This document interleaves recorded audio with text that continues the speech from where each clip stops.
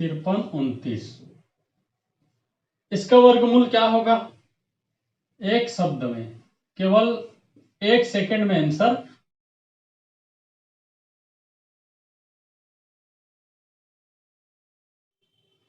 Good morning friends, आज हम देखेंगे स्क्वायर रूट, वर्गमूल निकालना सीखेंगे आज। तो यहाँ पे देखते हैं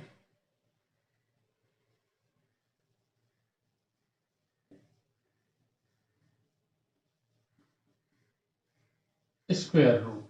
तो देखो, स्क्वायर रूट का सबसे पहला पार्ट होता है परफेक्ट। परफेक्ट, ठीक है, परफेक्ट स्क्वायर रूट, पूर्ण वर्गमूल, और इसी का ज्यादा यूज होता है। अब देखो, पूर्ण अपूर्ण क्या है?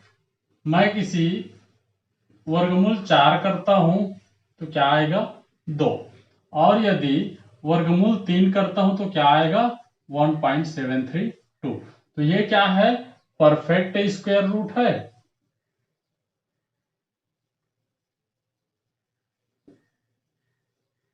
और ये क्या है? इनपरफेक्ट स्क्वायर रूट है, अपूर्ण वर्गमूल संख्या है। तो आज हम देखेंगे परफेक्ट स्क्वायर रूट क्या होता है, उसके बहुत सारे क्वेश्चन करेंगे और ट्रिक को समझेंगे। इसके लिए आपको 1 से 20 तक का वर्ग, ठीक है, आना चाहिए। 1 से 20 तक का वर्ग आपको आना चाहिए। जैसे 1 का वर्ग 1, 2 का वर्ग 4, 3 का वर्ग, इसको मैं नोट करता हूं, 9, 4 का वर्ग 16, 5 का वर्ग 25, 6 का वर्ग 36, 7 का वर्ग 49, 8 का वर्ग 64, 9 का वर्ग 81, 10 का वर्ग 100। 1 से 10 तक का पता चल गया। इसी प्रकार 11 का वर्ग 121, 12 का वर्ग 144, 13 का वर्ग 169, 14 का वर्ग 196, 15 का वर्ग 225, 16 का वर्ग 256, 17 का वर्ग 289, 18 का वर्ग 324, 19 का वर्ग 361 और 20 का वर्ग कितना हो जाएगा? 400। तो 1 से 20 तक का वर्ग मैं यहाँ पे नोट कर दिया, ठीक है। ये आपके सीखने के लिए है, वैसे आपको याद है तो आप मन में भी कैलकुलेट कर सकते हो। इसके बाद यहां पे एक चीज का और जरूरत पड़ेगा, उसको भी नोट कर देता हूं। क्वेश्चन यूनिट, डिजिट, ठीक है, और आंसर यूनिट डिजिट। कहने का मतलब प्रश्न का इकाई अंक, प्रश्न का इकाई अंक और उत्तर का इकाई अंक।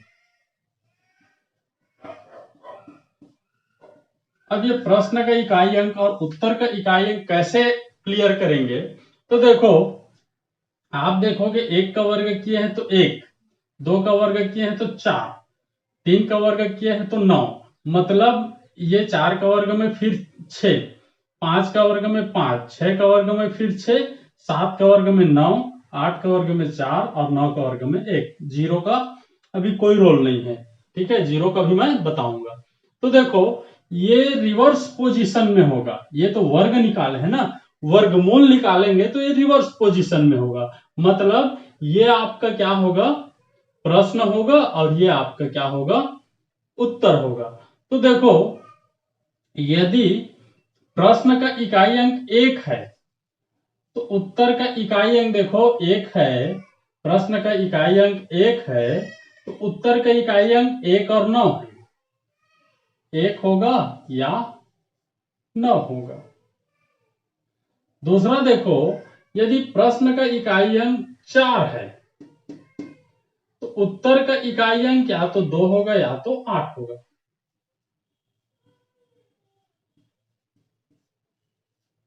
यदि प्रश्न का इकाई अंक 5 है तो उत्तर का इकाई अंक 5 ही होगा। प्रश्न का इकाई अंक 6 है तो उत्तर का इकाई अंक या तो 4 होगा या तो 6 होगा। प्रश्न का इकाई अंक 9 है तो उत्तर का इकाई अंक या तो 3 होगा या तो 7 होगा।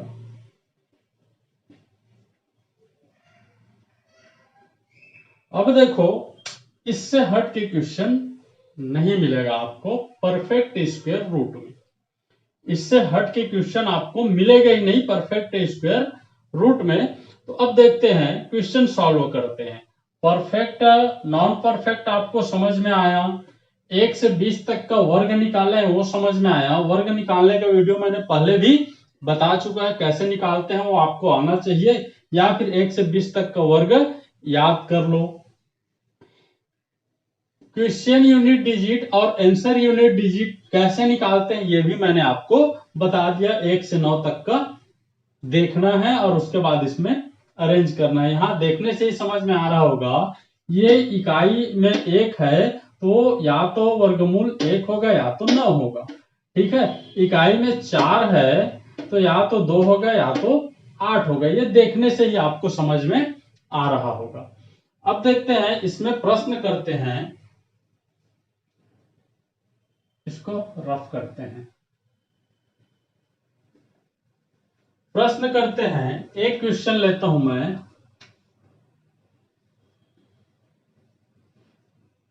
Three to 4 9। 2-3 क्वेश्चन लेते हैं। एक और क्वेश्चन लेते हैं।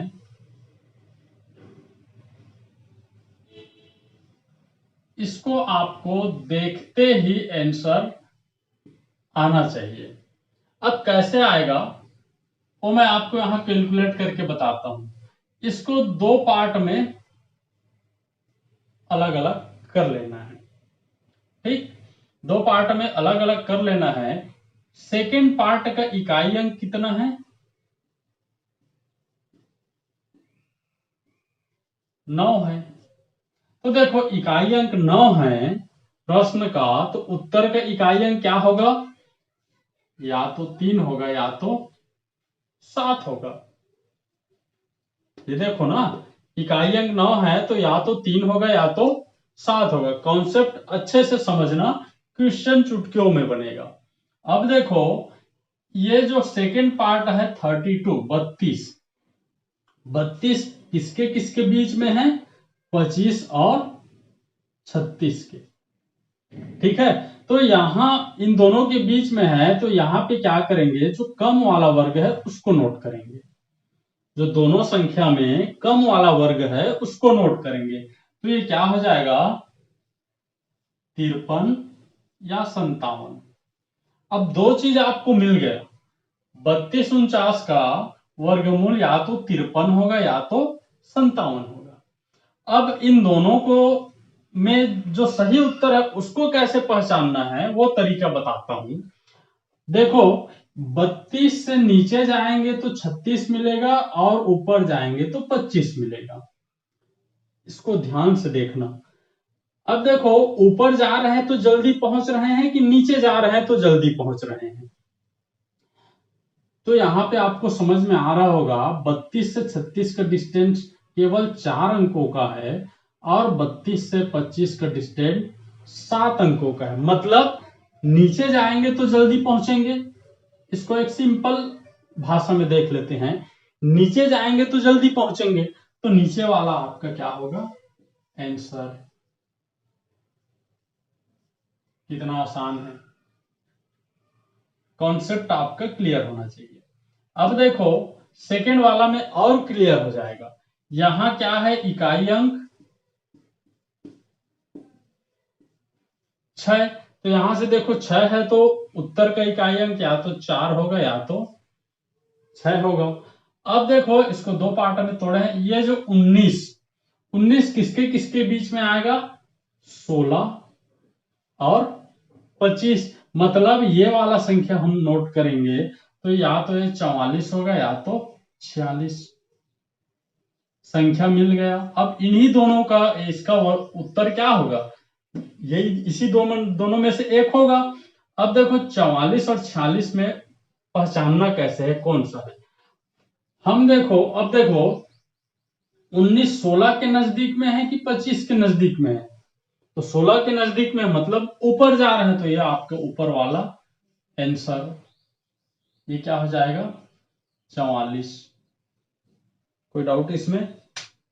कुछ नहीं करना है। ये जो मैंने आपको कॉन्सेप्ट बताया है उसको याद रखना है और इकाई अंक देख करके इसको अरेंज बस करना है, ट्रिक लगाना है। और जिसके नजदीक में है, या तो ऊपर जाने से नजदीक है या नीचे जाने से नजदीक है। तो यदि ऊपर जाने से नजदीक है तो ऊपर वाले संख्या को लिखना है, नीचे जाने से नजदीक है तो नीचे वाले संख्या को लिखना है और आपका आंसर आपके पास होगा। एक संख्या और लेते हैं। कॉन्सेप्ट क्लियर होना जरूरी है। चलिए, वर्गमूल 9216 इसका क्या होगा? फटाफट कैलकुलेट करो। 5 सेकंड में आंसर आना चाहिए। 9216 का क्या होगा? किसका किसका आंसर आया है कमेंट बॉक्स में बताओ। अब देखो इसको सॉल्व करते हैं। सॉल्व करने के लिए 9216 को दो पार्ट में डिवाइड करेंगे। ये देखो इसमें इकाई अंक क्या है आपका? यूनिट डिजिट क्या है? 6। तो यहां से 6 रहेगा तो 4 या 6। अब देखो ये 92 को देखना है तो 92 यहां पे होगा कहीं ना कहीं, तो इससे पहले वाला संख्या मिल गया। या तो 94 होगा या तो 96 होगा। अब देखो ये जो 92 है, ठीक, ये इसके नजदीक में है या इसके नजदीक में है? 81 के नजदीक में है कि 100 के नजदीक में है? 100 के नजदीक में है। ये जो 92 है वो 81 के नजदीक में है कि 100 के नजदीक में है? तो 100 के नजदीक में है, इसलिए नीचे जा रहे हैं, मतलब नीचे वाला। तो यह क्या हो जाएगा? 96 आपका आंसर हो जाएगा। चलिए और क्वेश्चन करते हैं। अब देखते हैं 53 29 इसका वर्गमूल क्या होगा? एक शब्द में, केवल 1 सेकंड में आंसर मिलना चाहिए। इसको देखो सॉल्व करो, कोई दिक्कत नहीं है। इसका यूनिट डिजिट क्या है?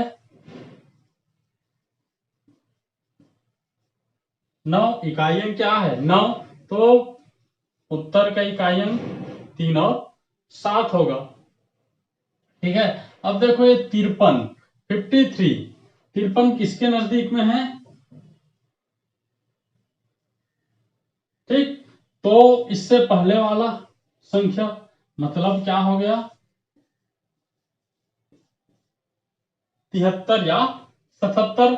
अब आपको देखना है 53 49 के नजदीक है कि 64 के नजदीक है। तो देखने से ही समझ में आ रहा है 49 के नजदीक है, मतलब ऊपर जा रहे हैं, तो ऊपर वाला आपका आंसर। तो इस प्रकार आप कोई सा भी संख्या दे, ये जो मैंने मेथड बताया है, ट्रिक बताया है, उसके आधार पे आप निकाल सकते हो। ठीक है। चलिए एक आध क्वेश्चन और करते हैं।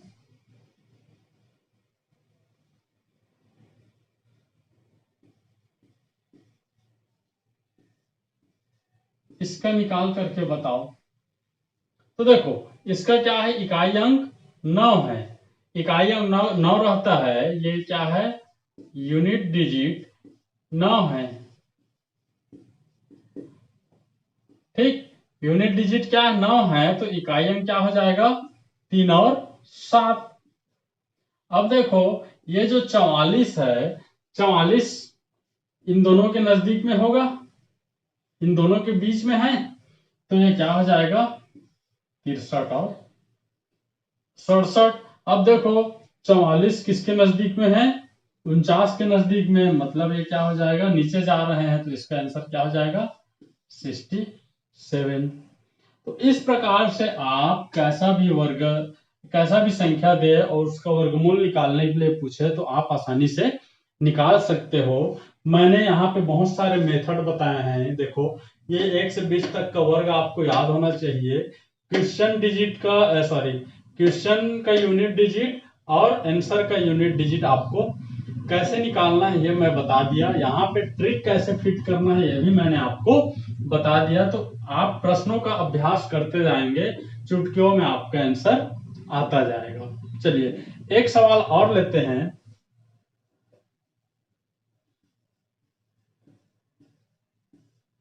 इसका वर्गमूल देखते हैं। ठीक, अब देखो इसका इकाई अंक 9 है, ये सेम हो गया, इकाई अंक 9 है, इकाई अंक दूसरा लेते हैं, इसका देखते हैं। इसका इकाई अंक 1 है, तो ये क्या हो जाएगा, 1 या 9। अब देखो ये 15 यहां पे होगा, मतलब क्या हो गया, 41 और 15 यहां पे होगा, तो ये क्या हो जाएगा, 31 और 39। अब देखो 15 नीचे जाने से ज्यादा नजदीक है, तो ये आपका आंसर। तो ये जो ट्रिक है बहुत ही सरल ट्रिक है, कुछ नहीं करना है। ये जो मैंने आपको बार बार वही चीज को बोल रहा हूं, जो यहाँ पे चार्ट बनाया हुआ है इसको आप याद करो, और जैसा मैं यहाँ पे ट्रिक बताया हूं कि कैसे इसको निकालना है, आप आसानी से निकाल सकते हो। इसके बाद अपूर्ण वर्गमूल, दशमलव वाले वर्गमूल का भी देखेंगे नेक्स्ट क्लास में। आज के लिए बस इतना ही।